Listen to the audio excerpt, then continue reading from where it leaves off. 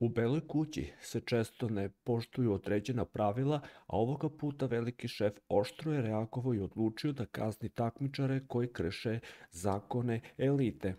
Velike novčane kazne su u pitanju, a od ove vesti strahuju skoro svi učesnici.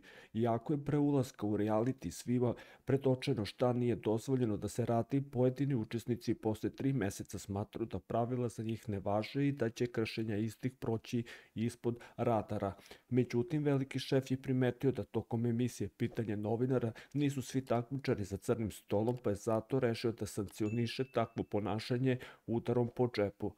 Naime, Đorđe Ančić i Iva Ilić su tokom trajanja emisija ćaskali u sobi misleći da ih kamere ne snimaju, zbog čega im je oduzet nedeljni honorar.